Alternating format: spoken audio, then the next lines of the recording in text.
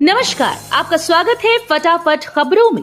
आज हम लेकर आए हैं हिमाचल प्रदेश के हर छोटे बड़े शहर की सबसे तेज और ताजा खबरें। तो चैनल को सब्सक्राइब कीजिए और वीडियो कहां से देख रहे हैं कमेंट बॉक्स में हमें जरूर बताइए।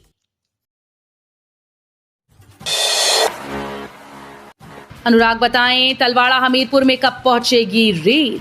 मुख्यमंत्री सुखविंदर सिंह सुक्खू ने सतपाल रायजादा के अलावा गगरेट, कुचलैहड़ व बड़सर में राकेश कालिया, विवेक शर्मा व सुभाष ढटवालिया के पक्ष में मतदान की अपील की। उन्होंने कहा कि अनुराग ठाकुर 20 साल सांसद जीत कर जा रहे हैं, लेकिन न तो ऊना से तलवाड़ा तक रेल लाइन पहुंची, न हमीरपुर तक। अनुराग झूठ के सहारे अपनी राजनीति चला रहे हैं। मोदी व अनुराग ने 10 साल पहले कहा कि 1 साल में रेल लाइन तलवाड़ा पहुंच जाएगी। वे जनता को बताएं कि अब फाइल क्यों दबी हुई है।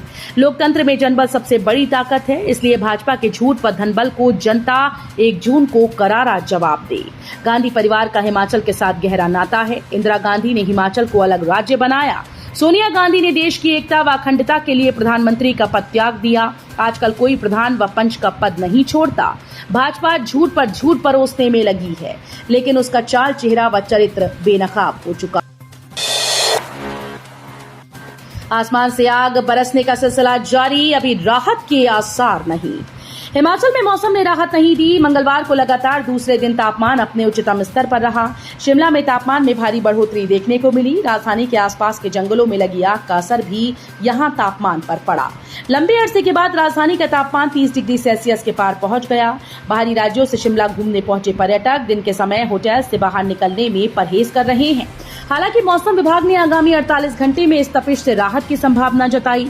मौसम विभाग के अनुसार पश्चिमी विक्षोभ के सक्रिय होने की वजह से प्रदेश के अधिक ऊंचाई वाले इलाकों में बुधवार शाम से बारिश शुरू हो सकती है।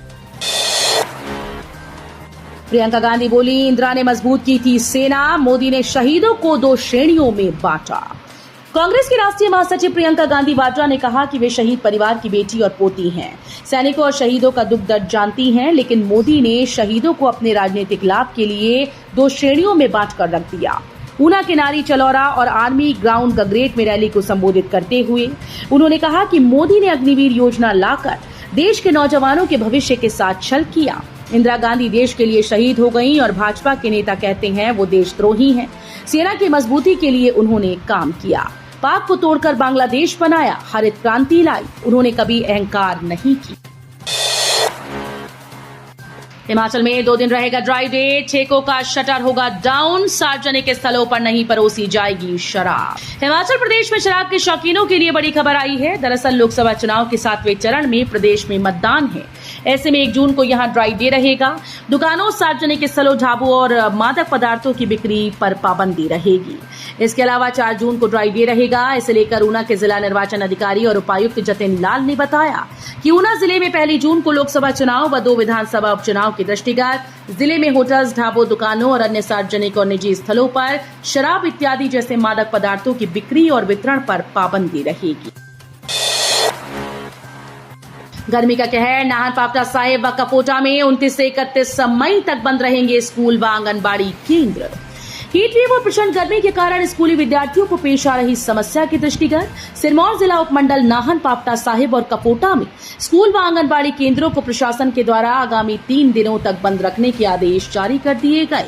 एसडीएम नाहन, पावटा साहिब और कपोटा के द्वारा जारी आदेशों में कहा गया कि उपनिदेशक उच्च और प्रारंभिक शिक्षा इन आदेशों की अनुपालना सुनिश्चित बनाएंगे। हिमाचल पहुंचे विदेश मंत्री एस जयशंकर। केंद्रीय विदेश मंत्री एस जयशंकर ने इस बात को सिरे से खारिज कर दिया कि चीन ने भारत की जमीन पर कब्जा किया है। उन्होंने कहा कि 1962 के युद्ध से पहले हथियाई जमीन पर ही चीन इंफ्रास्ट्रक्चर खड़ा कर रहा है। एनडीए सरकार के सत्ता में आने के बाद किसी भी जमीन पर कब्जा नहीं किया। शिमला में मंगलवार को विकसित भारत 2047 बुद्धिजीवी संवाद कार्यक्रम को संबोधित करते हुए विदेश मंत्री जयशंकर ने कहा कि भारत निर्माण क्षेत्र में चीन से पीछे रहा है। चीन ने 10 साल पहले आर्थिक सुधार शुरू हो गए थे। विकसित भारत के लिए हमें चीन पर निर्भरता कम करनी होगी। इसके लिए मोदी सरकार की नीयत और नीति दोनों स्पष्ट हैं। एक सवाल के जवाब में उन्होंने कहा कि भारत ने बॉर्डर में इंफ्रास्ट्रक्चर को बेहतर किया। वाइब्रेंट विलेज योजना के तहत सड़कें, पुल, टनल इत्यादि का निर्माण किया। चुनाव के आएंगे चमत्कारी परिणाम। कांग्रेस सरकार पूरा करेगी 45 महीने का कार्यकाल। प्रदेश के उप मुख्यमंत्री मुकेश अग्निहोत्री ने कहा कि इस बार के चुनाव के चमत्कारी परिणाम आएंगे और कांग्रेस सरकार आगामी 45 महीने तक अपना कार्यकाल पूरा करेगी और कोई माई का लाल प्रदेश की कांग्रेस सरकार को गिरा नहीं सकता। मुकेश अग्निहोत्री गगरेट उपचुनाव में जनसभा को संबोधित कर रहे थे।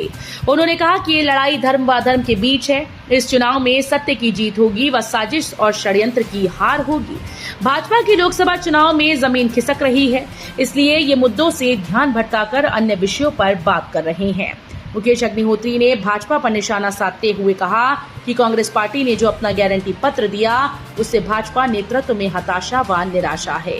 उन्होंने कहा कि हिमाचल देवभूमि है, जहां भाजपा के चंद नेताओं ने साजिश से सरकार को गिराने का प्रयत्न किया, लेकिन भाजपा अपने षड्यंत्र में कामयाब नहीं हो पाई। जंगल की आग से जला पंप हाउस, हमीरपुर में 1-2 दिन बाधित रहेगी पेयजल आपूर्ति। मंगलवार दोपहर बाद करीब 2:30 बजे हीरानगर के पास जंगल में लगी आग के कारण जल शक्ति विभाग को काफी नुकसान पहुंचा और विभाग के पंप हाउस की तारें व अन्य उपकरण जल गए।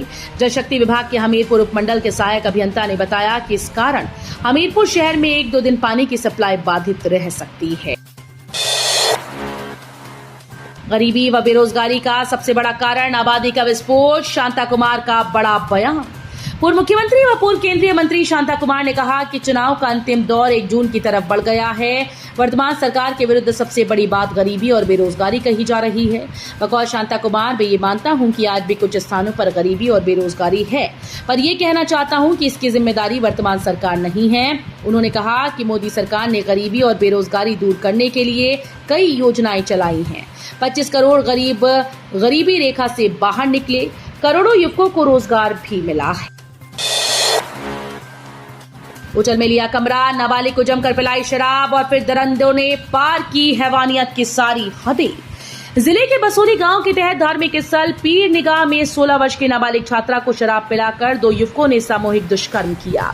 दुष्कर्म के बाद आरोपी छात्रा को हरोली क्षेत्र के पास छोड़कर चले गए। पीड़िता की शिकायत पर सदर पुलिस थाने की टीम ने आरोपितों की धरपकड़ के लिए कार्रवाई शुरू कर दी। आरोपितों में से एक युवक की पहचान पंजाब राज्य के जालंधर निवासी सन्नी के रूप में हुई, जबकि दूसरे की जारी है। सन्नी पालक वाहन में गाड़ी चलाता है। हमीरपुर में 29 मई को होने वाले ड्राइविंग टेस्ट और वाहनों की पासिंग स्थगित, जानिए क्या है वजह। जिला मुख्यालय के निकट बाईपास पर 29 मई को प्रस्तावित वाहनों की पासिंग और ड्राइविंग टेस्ट प्रशासनिक कारणों से स्थगित कर दिए गए। एसडीएम मनीष कुमार सोनी और क्षेत्रीय परिवहन अधिकारी अंकुश शर्मा ने बताया कि लोकसभा चुनाव की व्यस्तताओं के कारण ड्राइविंग टेस्ट और वाहनों की पासिंग फिलहाल स्थगित कर दी गई। जेपी नड्डा बोले, हिमाचल सरकार से केंद्र की ओर से दिए गए बजट का लूंगा पूरा हिसाब। भाजपा के राष्ट्रीय अध्यक्ष जगत प्रकाश नड्डा ने मंगलवार को अलग अलग चुनावी जनसभाओं में प्रदेश की कांग्रेस सरकार और इंडी गठबंधन पर जोरदार जबानी हमला बोला। उन्होंने कहा कि इंडी गठबंधन भ्रष्टाचारियों का जमावड़ा है। पपरोला में पुलिस व निर्वाचन विभाग की टीम ने कार से पकड़ी चरस की खेप, चालक गिरफ्तार। लोकसभा चुनाव के मद्देनजर लागू आचार संहिता के बीच अवैध गतिविधियों पर नकेल कसने के लिए तैनात पुलिस व निर्वाचन विभाग द्वारा गठित टीम को बड़ी सफलता हाथ लगी। पुलिस ने कार से चरस की खेप बरामद की। जरी के पास पार्वती नदी में बहा गुजरात का युवक, मौत। हिमाचल प्रदेश के कुल्लू जिले की मणिकर्ण घाटी के जरी के पास गुजरात के एक युवक की पार्वती नदी में बहने से मौत हो गई। घटना मंगलवार दोपहर करीब 1:30 बजे के आसपास की बताई जा रही है। तो ये थी आज की फटाफट खबरें। हम मिलेंगे अगले बुलेटिन में, तब तक के लिए धन्यवाद। जय हिंद।